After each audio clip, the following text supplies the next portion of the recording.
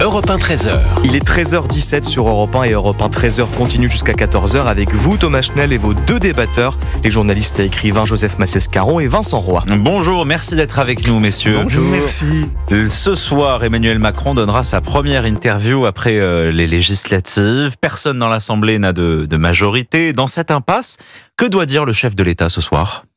Écoutez, c'est très difficile à dire parce que Vincent c'est Roy. la question piège. La Merci question Vincent Roy de piège. s'être jeté à l'eau comme ça. Il est tellement surprenant. Écoutez, il avait prévenu personne et pas même Gabriel Attal lorsqu'il a voulu dissoudre. Et Gabriel Attal s'est bien exprimé sur la question en disant qu'il avait subi cette dissolution. Ce soir, peut-être Gabriel Attal aura-t-il ou non à subir son remplacement, mais nul ne sait. Bon, est-ce qu'il a vraiment intérêt actuellement à nommer un gouvernement alors que les JO vont débuter? Il a parlé d'une trêve politique.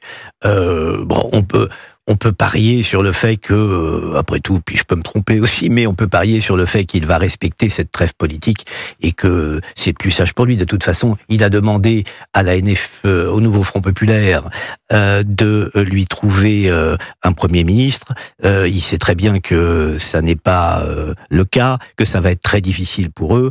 Et puis, il y a un signal qui a été donné, c'est quand même Yael Braun-Pivet au perchoir. À mon avis, la nomination au perchoir et la nomination d'un Premier ministre est tout de même connexe. Enfin, à tout le moins, ça donne une indication. Un peu de politique, plus de sport, c'est ça aussi que vous attendez ce soir, Joseph Massescaron ? Ah bah si vous parlez de sport, je vais filer la métaphore. Ce qui serait inattendu, c'est le passage de relais. C'est-à-dire que, comme Biden, finalement, Emmanuel Macron annonce sa démission. Pourquoi pas ?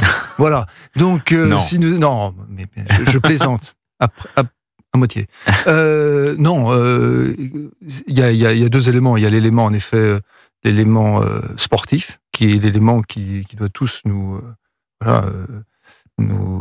passionner, nous emporter. Et donc, on attend évidemment, bien sûr, la cérémonie des JO. Juste un mot sur la cérémonie des JO. J'ai vu l'entête la une du journal américain The New Yorker, et dedans on voit et ça figure les JO français, et on voit une sorte un triporteur avec un personnage, baguette, béret, etc., mais en fait fait d'une manière extrêmement sympathique, pas du tout caricaturale. Et ça, c'était l'approche Jean Dujardin. Vous vous rappelez, on se rappelle qui a été tellement décrié. Lors aussi décrié. de la Coupe du Monde de rugby l'an dernier. Vraisemblablement,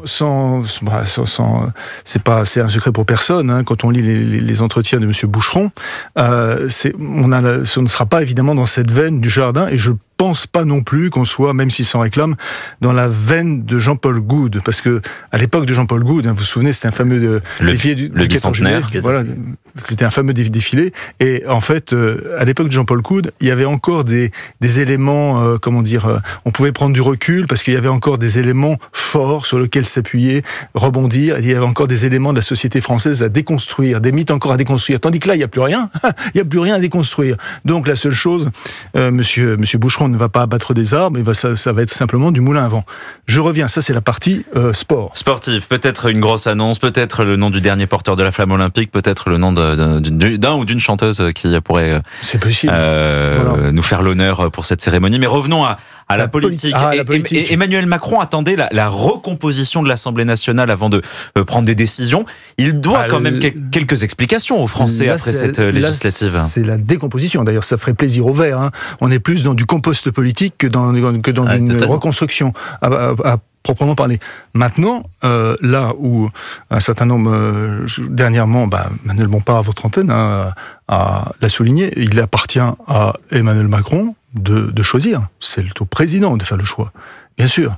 Alors, je sais très bien que l'on dit, il y a évidemment la pression, ça a été rappelé par Vincent Roy, il a raison, c'est-à-dire la couleur politique de la présidente de l'Assemblée nationale, qui s'est d'ailleurs vite retrouvée seule dans la campagne. Presque en cohabitation elle-même d'ailleurs au sein de l'Assemblée nationale. Abandonnée par ses propres troupes. Puisque le bureau a été composé... Parce qu'il était 1h et qu'il fallait qu'ils aillent se coucher. Voilà, littéralement et dans tous les sens. Vincent Roy, est-ce que Emmanuel Macron doit désigner ce soir un Premier ministre ? Est-ce qu'il peut le faire ? Il peut tout faire.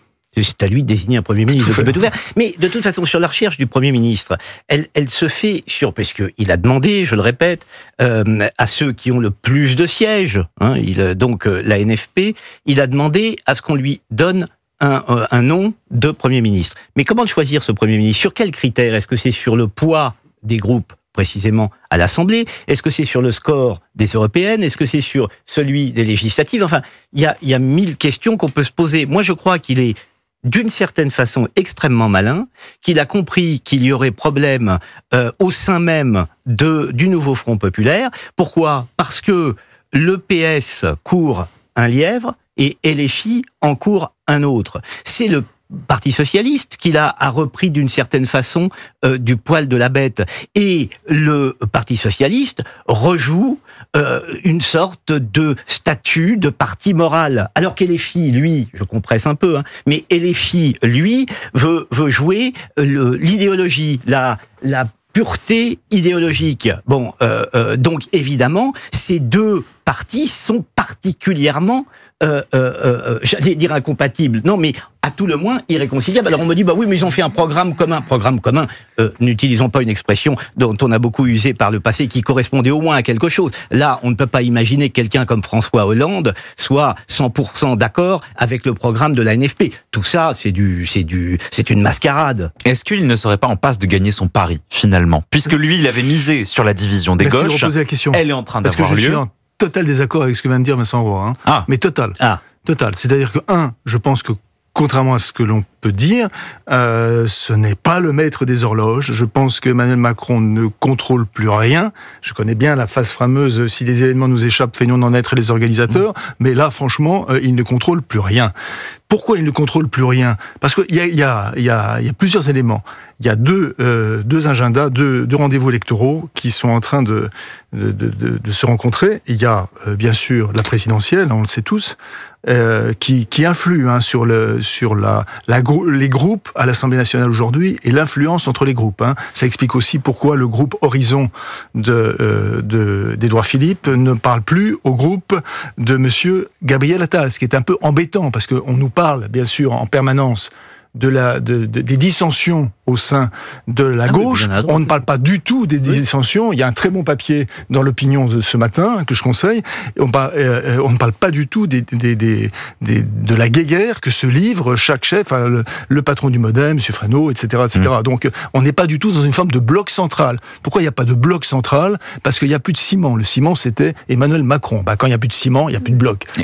Donc ça, c'est le premier élément. Donc simplement se dire, à un moment donné, la mésentente on pourrait aller très vite, entre le groupe PS et le groupe LFI va être telle qu'à un moment, une partie du PS va dériver vers le groupe central. Il y a un élément qui rend ça impossible, mais je dis franchement impossible, c'est la menace de se retrouver avec une dissolution dans un an. Et croyez-moi, tous les parlementaires avec qui on parle à l'Assemblée nationale, tous les parlementaires vous le rappellent. Oui, donc, mais j'ai jamais dit... Ils n'iront jamais d'un côté ou de l'autre. Non, mais je n'ai jamais dit... mais j'entends bien, je souscris d'ailleurs à ce que vous dites, mais je n'ai jamais dit... Moi, j'ai parlé simplement de l'incompatibilité d'humeur, si vous voulez, entre LFI et le Parti socialiste.